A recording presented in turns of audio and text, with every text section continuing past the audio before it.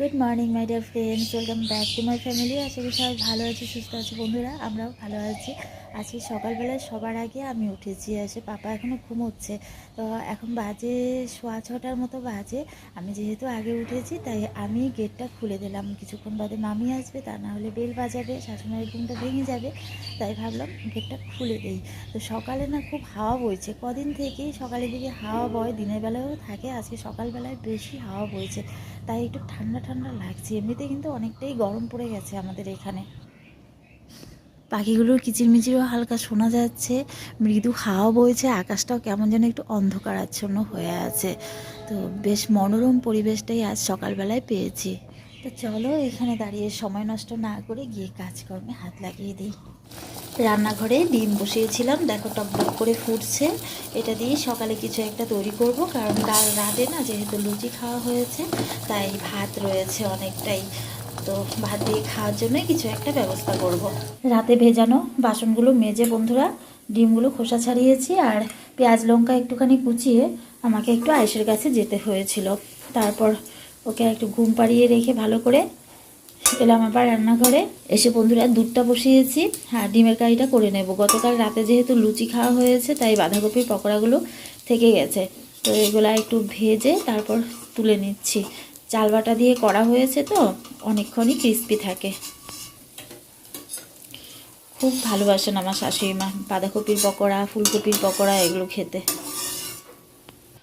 সেদ্ধ ডিমটা শাশুড়িমার জন্যই রেখেছি, উনি ডিমের কারি একদমই ভালোবাসেন না। সেদ্ধ ডিম হলে ভাতের সঙ্গে বাটার দিয়ে খেয়ে নেন। এবার বন্ধুরা খুব ঝটফট ডিমের কারিটা বসিয়ে আমি এখনও ব্রাশ করিনি, ব্রাশ করতে যাব। ঝাঁঝাটা দিয়ে গতকাল লুচি ভেজেছিলাম আর খুন্তি লাগাইনি, এটা সামনে পেয়েছি। এটা দিয়েই রান্নাটা সেরে নিচ্ছি আপাতত। দেখো বন্ধুরা কি পরিমাণে ভাত রয়ে গেছে। সকালবেলায় তিনজনে খেয়েও যে ভাত থেকে যাবে দুপুরে কুকুরের ভাত হয়ে যাবে। তো একটু জল ছিটিয়ে ভাতটা বসিয়ে দিলাম, একদম কম আঁচে রাখবো। নামানোর পর তোমরা দেখবে বোঝাই যায় না এটা যে আমি বাসি ভাত গরম করেছি, মনে হবে যে একদম গরম ভাত নামিয়েছি। দেখো বন্ধুরা ডিমের কারিটাতে একটুখানি ক্যাপসিকাম আর কাঁচা লঙ্কা ভেসে ভেসে আছে, বেশ কালারফুল লাগছে। আর ভাতটা দেখো মোটামুটি হয়ে এসছে। আরও কিছুক্ষণ রাখবো এটাকে কম আছে, শুধু একটু বারবার না ঝাঁকি দিয়ে দিতে হবে। ডিমের কারিটা বন্ধুরা জাস্ট আমি গ্যাস অফ করব তখনই আয়ুষ উঠে পড়েছে, তাই নামাতে পারিনি। তো এবার নামিয়ে নিচ্ছি, ও পাপার কাছে আছে, একটু রাস্তায় গেছে। এটা নামিয়ে আমি ওর খাবারটা রেডি করব। আর দেখো ওর পাপা গিয়ে বাজার থেকে মাছও নিয়ে এসছে। তো এটা আর এখন হাত লাগাবো না, এটা একটু জল দিয়ে রাখছি প্লাস্টিক থেকে বের করে। এখন আমি ওর খাবারটা নিয়ে বসবো, জাস্ট এক কারিটা নামিয়ে নিচ্ছি, তাহলে ওর পাপা না খাবারটা নিয়েই খেয়ে নেবে। আর আমার শাশুড়িমা এখনও উঠেনি, উঠলে চাটা ওই করে দেবে যদি আমি আয়ুষকে খাবার খাওয়াতে বসি। কড়াইটাতে বন্ধুরা মাছের ঝোলই রান্না হবে, তাই আর ভালো করে মাজিনি, এমনি জল দিয়ে ধুয়ে রেখেছি। এবার আর টাইম নেই আমার, একদমই লেট হয়ে গেছে। কিভাবে যে বেলাটা হয়ে যায় বোঝাই যায় না।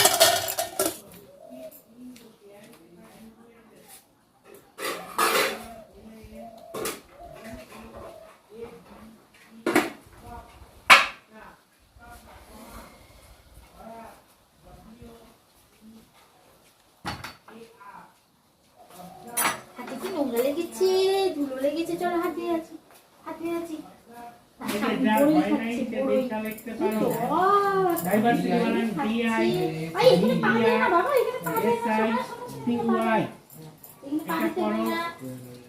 সঙ্গে আরেকটা দিব, এটাই করো আগে, পরে বাড়িতে দিয়ে দিব।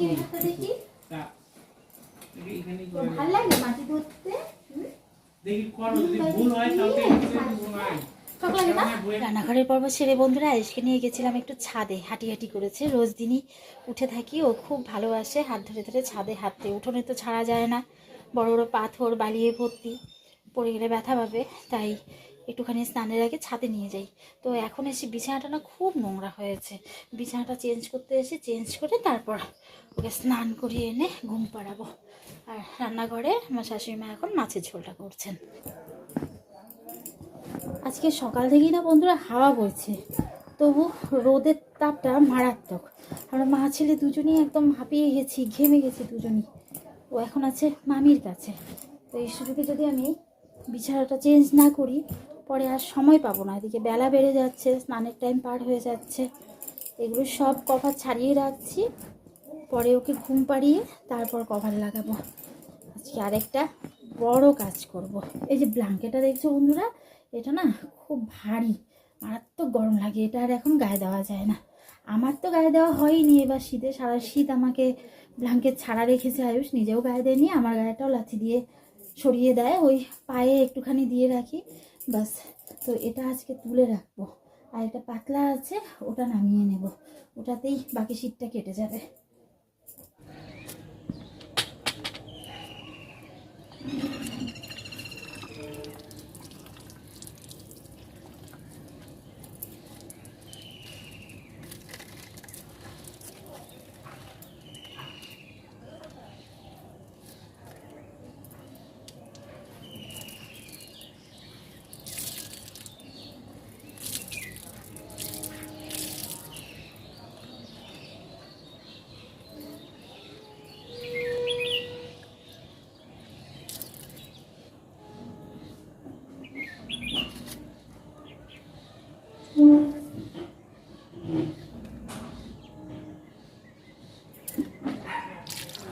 কাজকর্ম সেরে বন্ধুরা স্নানটা অনেকটাই লেট হয়ে গেছে, তোমরা নিজেরাই দেখেছো সূর্যটা এখন কোথায় আছে।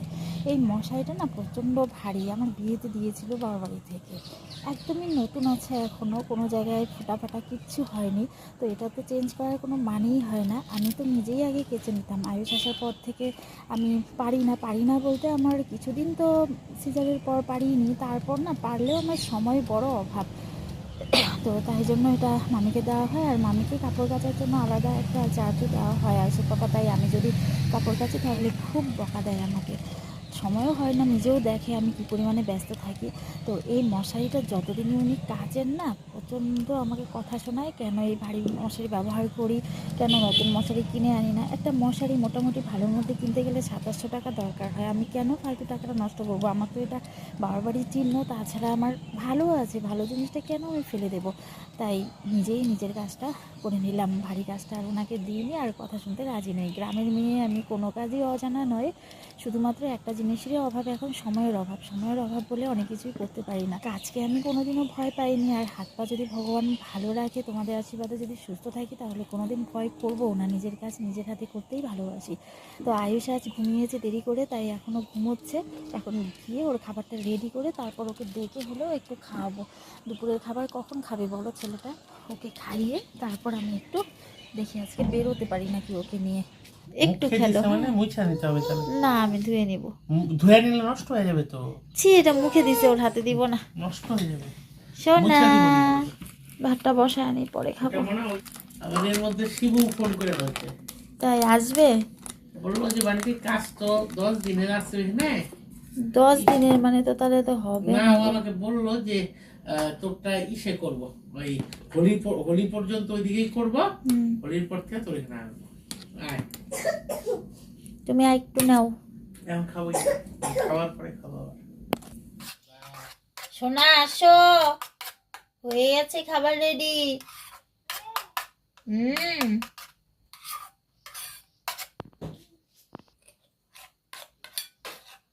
তুমি লাঠি দিয়ে কি করছো পাপা?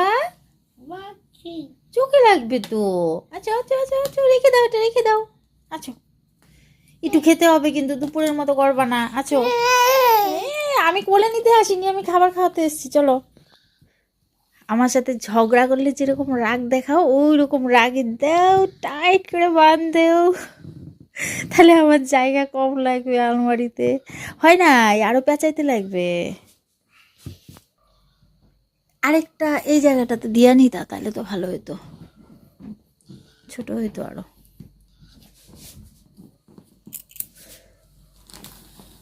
আমি পারতেছি না, আগের বার আরো ছোট করে ভাঁজ করছিলাম, এবার বেশি বড় হয়ে গেছে। লাগবে, সুতা আছে আরো। 1 বছরের নামে যাচ্ছে বাক্সবন্দি।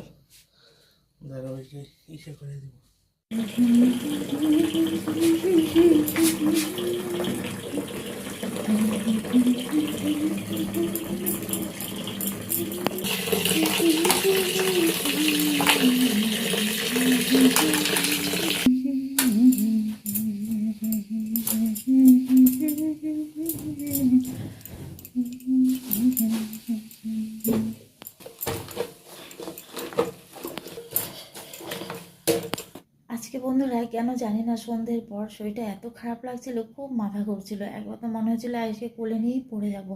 তো ওকে যখন ঘুম পাড়াচ্ছিলাম তখন 8টা সাড়ে 8টা বাজে। আজকে ঘুমোতেও যাচ্ছিল না সহজে, আবার একটু না ঘুমালে রাতেরবেলায় এক ফোঁটাও খাবার খায় না। তো ঘুম পাড়াতে গিয়ে কখন যে আমি ঘুমিয়ে পড়েছি একদমই বুঝতে পারিনি। দরজাও খোলা ছিল এই পাশটাতে। শাশুড়িমা দুবার নাকি আমাকে ডেকেছে, আমি কিচ্ছু বুঝতে পারিনি। তারপর যখন ঘুম থেকে উঠলাম তখন আয়েশের পাপা ফিরেছে, বোধহয় 10টা 10 ওরকম বাজে। ক্ষীর দই নিয়ে এসে আমাকে ডাকছে খাওয়ার জন্য। আমার তখন মনে হয়েছিল, ইস আমি তো খাবোই না, আয়েশটাকে যদি কেউ খাইয়ে দিত তাহলে মনে হয় আমি ঘুমিয়ে থাকতাম সারা রাতের জন্য। কিন্তু তা করলে তো আর হয় না। তারপর আস্তে আস্তে উঠলাম, উঠে রান্নাঘরে খাবার গরম করলাম, আয়েশকে খাবার খাওয়াতে বসলাম। একদম একটুখানি নিয়েছিলাম যেহেতু রাতটা একটু বেশি হয়ে গেছিলো। তারপর ওই যে ব্ল্যাঙ্কেটটা দুপুরবেলায় বলেছিলাম আলমারিতে তুলে রাখবো, ওটা সময় হয়নি। আমি যে ওটাকে টাইট করে একটু বেঁধে আকারে ছোট করব সেই শক্তিটা আর হচ্ছিল না। এসে পাপা বেঁধে রেডি করে দিয়েছে, ওটা তুললাম। তুলে খেয়ে দিয়ে কাপড় জামাগুলো যদি ভিজিয়ে না রাখি তাহলে সকালে যখন তখন ভিজালে না ভালো পরিষ্কার হয় না, খাবার দাবারে একদম চিটচিটে হয়ে থাকে। আজকে দুপুরবেলায় আরও বেশি মাখামাখি করেছে, তাই গরম জল করে কাপড়গুলো ভিজিয়ে রাখলাম। মামি এলে তো মামি ধুবেই, তা না হলে তো আমি ধুবো, সুবিধা হয় ভিজানো থাকলে। তো এবার যাচ্ছি, এসে গেছে, ঘুম পাড়িয়ে রেখে এসেছি। অনেকটাই রাত হয়ে গেছে। যতই ভাবি রাত করব না, কিন্তু ভাবনার মধ্যেই থেকে যায়, একভাবে না একভাবে রাত হয়েই যায়। তো এখন গিয়ে 1 গ্লাস জল খাবো, গলা শুকিয়ে যাচ্ছে, তারপর এসে গেছে যাব। তো বন্ধুরা আজকে ভিডিওটা এখানেই শেষ করলাম। যদি একটু ভালো লেগে থাকে প্লিজ পাশে থেকে সবাই আমার সাপোর্ট করো। কাল আবার নতুন ভিডিওতে দেখা হচ্ছে। সবাই ভালো থেকো, সুস্থ থেকো বন্ধুরা। Tata, bye bye, good night, sweet.